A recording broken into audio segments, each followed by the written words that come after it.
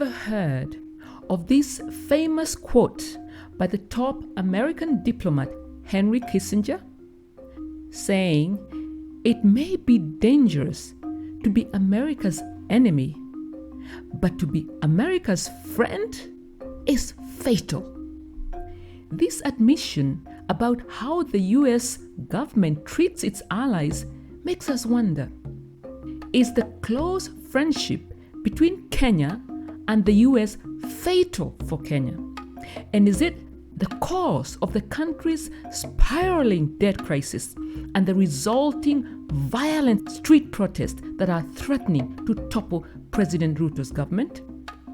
Are the predatory American-controlled lending institutions of the IMF and the World Bank, with their extortionist interest rates that are 8 times higher for poor countries like Kenya than for richer ones, to blame for the current cost of living crisis in the country?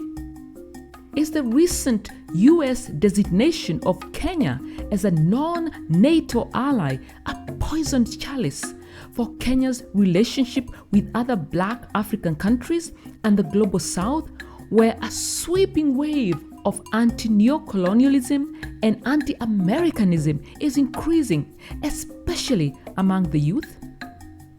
Does President Ruto want Kenya to remain in the old and dying American-dominated world order, or the brave emerging one that includes the world's majority in the global South? Join us till the end, viewers, for the thought-provoking answers to these critical questions that are shaping the future of Kenya and Africa as a whole. Beyond the economic grievances, Kenya's recent admission as a non-NATO ally has caused consternation and anger amongst Kenyans, given the ongoing conflict in Ukraine and the potential risk of being dragged into a full-blown NATO versus Russia war. Most Kenyans, especially the media-savvy youth, are in solidarity with other African countries like Niger, Burkina Faso, and Mali, who have rejected neocolonial and imperialist interference in their sovereignty.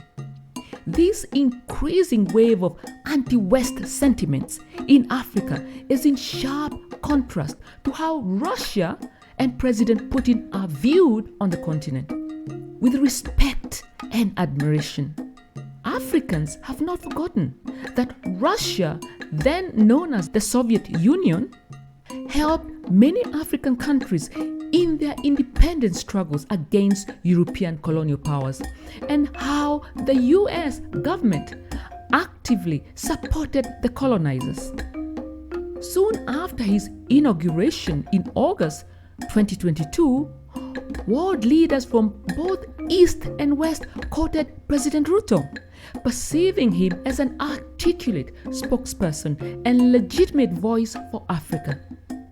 These included not just Western leaders, but also their adversaries, such as Russia's Foreign Minister Lavrov and the late President Raisi of Iran. However, Ruto has since pivoted precariously to the West, culminating in the non-NATO ally membership, leading to accusations in Kenya and across Africa that Ruto has become an American puppet and a sellout. Kenya's relationship with the United States, in particular, has deepened under Ruto's presidency. Ruto's close relationship with US Ambassador to Kenya Meg Whitman, a former CEO of eBay, and Hewlett-Packard, has helped attract foreign visitors to Kenya, foreign investors to Kenya, particularly US-based tech firms from Silicon Valley. Despite this, Kenya still remains a theater of intense geopolitical rivalry between Western powers led by the US on one hand, and on the other, China, allied with the resurgent Russia and President Putin.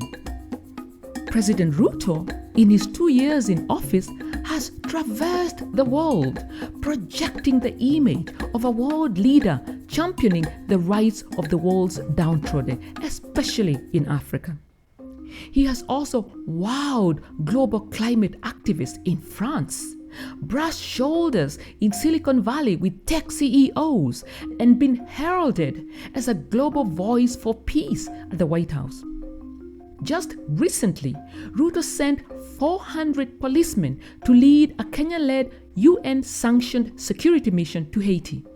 Just last month, Ruto spoke at the G7 summit in Italy about the need to reform the global financial system to help poor countries, and has emerged as a powerful advocate for Africa in calls for climate action.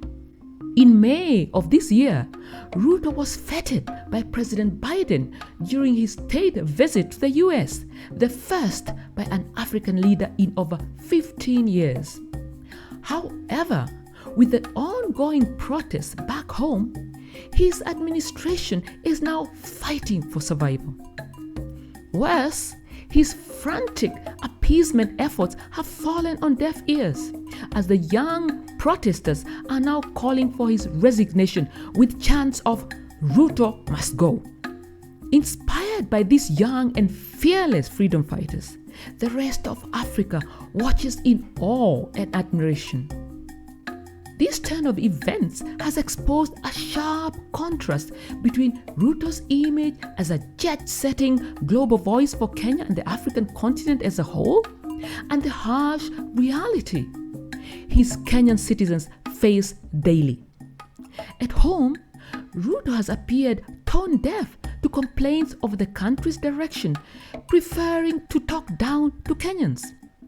Yet he was elected as a defender of low-income earners, known locally as quote-unquote hustlers. Now they have nicknamed him Zakayo, the Swahili name for a greedy tax collector from the Bible. Caught between a rock and a hard place, President Ruto finds himself torn between international and domestic pressures. He defends himself by blaming the previous administration of Uhuru Kenyatta for the economic crisis, pointing to the borrowing spree that led to a 5-fold increase in external loans.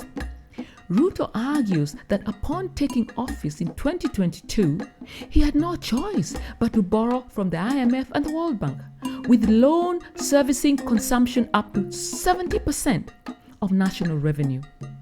Ironically, the IMF had predicted the ongoing protests against the controversial tax proposals, which it dictated to the Kenyan government, but advised the Ruto government to stand firm on the new revenue-raising measures, assessing the risk as quote-unquote medium. The way forward involves the youth and the government jointly to find solutions to Kenya's problems. In an unprecedented move, President Ruto has offered to meet the young protesters on their own turf, the social media platform X, previously known as Twitter. Kenyans collectively hold their breath, but whatever happens, this quote-unquote tribeless, leaderless, and partyless Generation Z has forever changed Kenyan politics. For President Ruto, if he survives this at all, he must prioritize addressing domestic concerns while carefully balancing Kenya's international alliances. Today, Kenya stands at a crossroad.